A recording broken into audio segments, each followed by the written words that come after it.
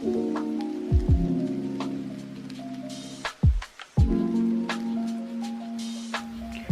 kerja khusus tingkatan 3 Zeta 2021, pelajar dibenarkan untuk memilih beberapa topik seperti kisah semula dan kegiatan ekonomi.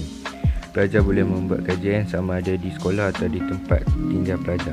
Saya serta rakan kerja saya memilih Lunas Kedah bagi membuat kajian ini. Tempoh masa yang diberikan ialah selama 1 bulan bagi menyiapkan kajian ini. Kajian ini penting kerana ia merangkumi PBD serta markah peperiksaan. Pelajar perlu bekerja keras agar mencapai markah yang baik. Di sini saya ingin mengucapkan jutaan terima kasih kepada guru mata pelajaran Geografi 3 Zeta Puan Nur Hafizah kerana memberi peluang kepada pelajar untuk membuat serta membimbing pelajar menyiapkan kajian ini. Sekalum penghargaan kepada ahli keluarga serta rakan sekelas kerana menghulurkan tangan bagi membantu serta memberi sokongan sepanjang penghasilan kajian ini.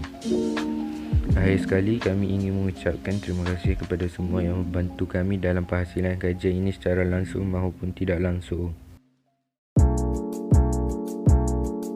Objektif kajian, konsep dan takrifan kegiatan ekonomi, latar belakang kegiatan ekonomi dan persembahan grafik yang sesuai tentang pekerjaan penduduk, usaha-usaha untuk meningkatkan pendapatan penduduk, sektor pekerjaan yang berpotensi dimajukan. Kaedah kajian, temu bual, membuat temu bual bersama penduduk setempat. Rujukan, menggunakan pelbagai bahan rujukan seperti buku serta internet. Pemerhatian, membuat pemerhatian di kawasan kajian. Kawasan kajian, Lunas juga merupakan sebuah bukan sempadan yang terletak di selatan Kedah, Malaysia, bersempadan dengan negeri Pulau Pinang seperti Kulim. Lunas juga dikira sebahagian daripada daerah Kulim. Di sini terdapat kampung Cina. Tegasnya, pekan Lunas ini juga boleh dikatakan sebagai bandar membaca. Lunas juga sangat berdekatan dengan Bukit Mentajam seperti Jawi, Pulau Pinang dengan Parit Punta. Lunas juga sangat berdekatan dengan Arah Kuda, negeri Pulau Pinang. Kedudukan Lunas adalah terletak di persimpangan ketiga akhir di Lebuh Raya Batu Besar Kulim sebelum persimpangan Sungai Seluang atau kawasan perindustrian dan persimpangan Taman Teknologi Tinggi Kulim. Lebuh Raya Batu Besar Kulim ini sepatutnya adalah tamat di kawasan Lunas, bukannya dekat dengan Bandar Kulim. Persimpangan Lunas di BKE boleh dikatakan terletak jauh lagi dari Bandar Kulim.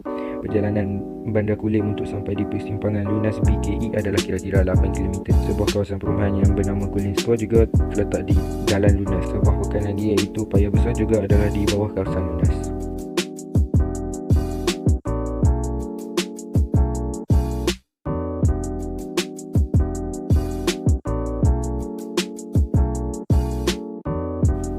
Maksud kegiatan ekonomi. Kegiatan ekonomi merupakan sebarang kegiatan manusia yang mendatangkan nilai dan pendapatan.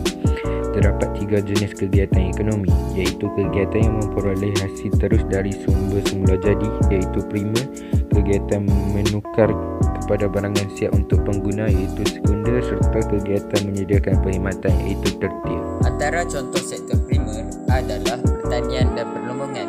Bagi sektor sekunder pula seperti perkilangan, serta sektor tertier iaitu pelancongan, perniagaan dan pentadbiran. Faktor kegiatan di Lunas Kedah. Sektor ekonomi yang amat penting di Malaysia telah menyumbangkan 52.4% daripada jumlah pendapatan negara pada tahun 2000. Sebahagian besar pelancong dari sejenis kegiatan dalam ekonomi perkhidmatan membelanjakan wang mereka pada sektor penginapan dan membeli belah seperti di Mid Valley Shopping Mall. Pelancongan melibatkan hampir semua kegiatan dalam sektor perkhidmatan. Melalui sektor ini, pelancong perlu membayar perkhidmatan pengangkutan untuk dibawa ke destinasi serta dapat memperkukuhkan sektor kewangan negara secara tidak langsung. Terdapat beberapa kesan daripada kegiatan ekonomi. Yang pertama, kepupusan sumber.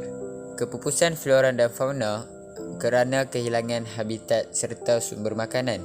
Kegiatan ekonomi juga dapat memusnahkan habitat hidupan akuatik. Yang kedua, pencemaran. Pencemaran akan terjadi kepada air dan udara. Hal ini berpunca daripada pelipasan gas dari kilang dan aktiviti pembakaran hutan. Yang ketiga adalah penipisan lapisan ozon.